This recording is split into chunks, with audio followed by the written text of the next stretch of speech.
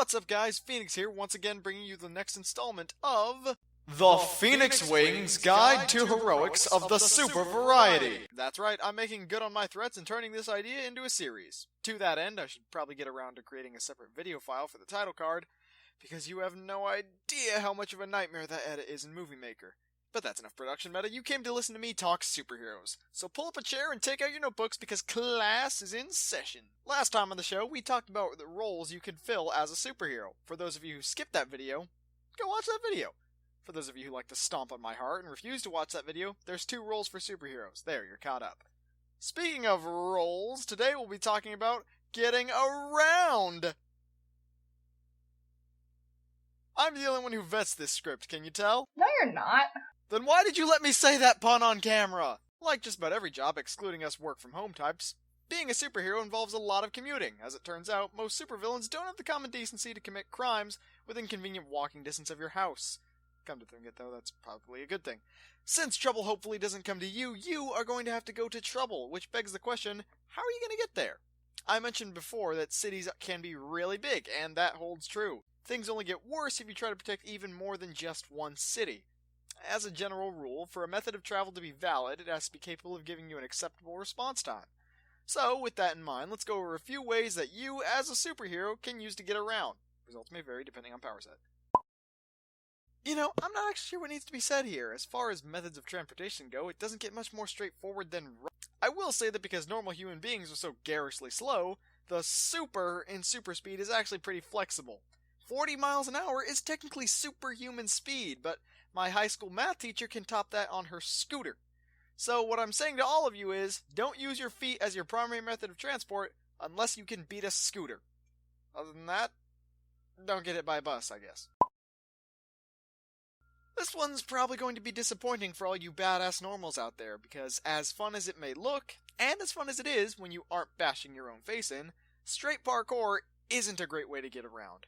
Granted, it's more heroic and discreet than running down the sidewalk in your colored underwear, but it's not getting you anywhere fast. So if you want to bust up a villain's hideout and you plan on parkouring the whole way there, you better hope that villain's still going to be there in a couple of hours. So if emergency response isn't your thing, parkour works, but even then, so does a car. Spider-Man can get away with it because of the superhuman strength and speed tidbit. Plus, while most parkour enthusiasts look for a handhold, the world is Spider-Man's handhold. There's probably a dirty joke in there, but I'm too classy to make it. I'm not. Don't you do it! One thing parkour is pretty good for is short distance travel. In other words, parkour works as a method of getting from parking space to action and back again. And so we move on to swinging, parkour's loose cousin. Still too classy to make that joke. Anyway, swinging through an environment using cables, ropes, vines, or whatever is an interesting offshoot of parkour since there's only really 2 guys who use it extensively, and I'm pretty sure they hold some kind of joint trademark on it. Plenty of other heroes, mostly badass normals, do use ropes and cables as one-offs though to transition from rooftops or make an appropriately flashy exit. In all likelihood, you'll need some kind of device to pull this trick off, and the good news is they are hilariously easy to come by. You can go on Amazon right now and buy a rope and grappling hook with less money than you were going to spend on a last-second birthday gift for your wife. Wait, what? Now we get to the absolute classic way of getting around, flying. Superheroes have been doing it pretty much since superheroes were a thing, and they've been doing it in a million different ways. Magic, force fields, telekinesis, wings, the willing suspension of disbelief, and not to rain on the parade of literally every other mode of travel yet conceived by human imagination, but flying is kind of king in terms of ways to get around. The shortest distance between 2 points is a straight line. On the ground, that straight line will usually have you plowing into a brick wall, but when you're flying, you can go over virtually any obstacle. Traffic is minimal to non-existent for flyers, it's statistically the safest way to travel, and it's one of those powers where if you have it, you are perfectly justified in looking down at other people. Even the pedestrian alternative to flying, that is to say piloting something that flies, is still pretty cool. A brief aside to all pilots I know. Oh, by the way, I know some pilots. Yes, they are that cocky in real life. Just because you actually know how to operate a vehicle that flies does not mean that you can fly. Very clever of you to get a pilot's license as a retort for me sarcastically asking, can you fly? But that doesn't count. Just ask Batman. Batman to all points. I could use some air support, since I can't fly. At all. Now would be good. Speaking of Batman, let's talk about gliding, or as I like to think of it, flight, but for people with bigger balls. Forget utilizing thrust, you're using nothing but gravity, air, and momentum, all things known to ruin people's day. Most gliding equipment is so big it really should count as a vehicle, but a few people, namely Batman and select species of squirrels, have gotten it small enough that it serves as regular equipment. For the most part, gliding ticks a lot of flying's more basic boxes, but it's typically slower, requires an elevated starting point, and isn't nearly as easy as the Arkham games make it look. Again, the only people who seem to have a real handle on this are Batman, squirrels, and cliff-diving squirrel enthusiasts, which leads me to believe that this photo is not the coincidence I once thought it to be.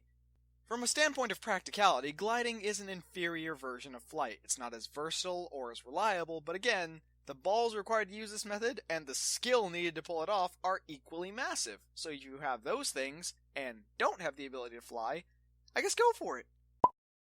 On the opposite end of the effort spectrum, teleporting. It's hard to think of a lazier, less ambitious form of travel than instantaneous transportation of matter or energy without traversing physical space. Wings, check off our long-winded science quota for the day. And since it is such an embodiment of laziness, I actually find it a bit disconcerting that in a study that I conducted personally on my high school senior class, 11% of females and 18% of males chose that as their desired superpower over any other superpower. That said, most teleporters I know, oh yeah, I know some teleporters, yes, they are that jovial in real life, can usually only teleport short distances, making it less viable as a method of travel.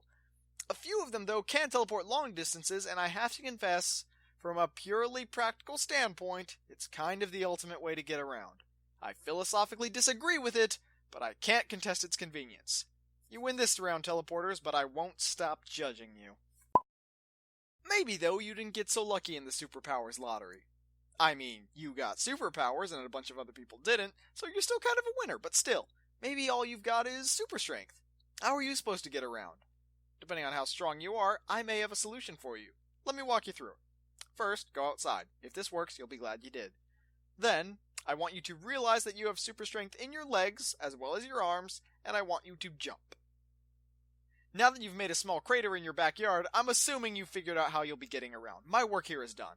But Phoenix, I hear some of you say, when my parental/familial/romantic figure or figures was killed, it only gave me motivation to train to badass levels of human potential. I don't have any superpowers you've been describing, so I can't use any of these methods of travel. Also, you're quite handsome and charismatic. Would you sign my baby?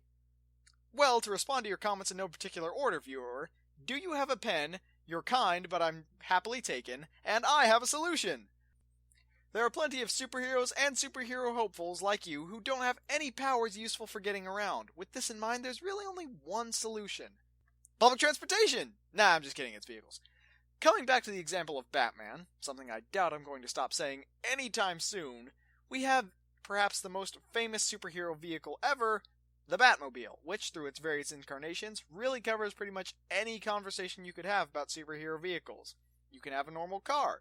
You can have something armored. Something that flies, something that can convert to a compact motorcycle, something outfitted with the latest technology, just a motorcycle. Any of these phrases can describe at least one version of the Batmobile. You decide what features you need, unless you've got the resources of Batman as well as his lack of superpowers, in which case the answer is all of them. You need all of the features. That does it for this episode. Be sure to leave a like if you enjoyed these last couple of minutes we've shared together, subscribe to catch new videos and further your training on the road to superhero-dom. That's probably not a word, but it is now. See you next time when we'll talk about a different kind of getting around. Ha! You do make dirty jokes!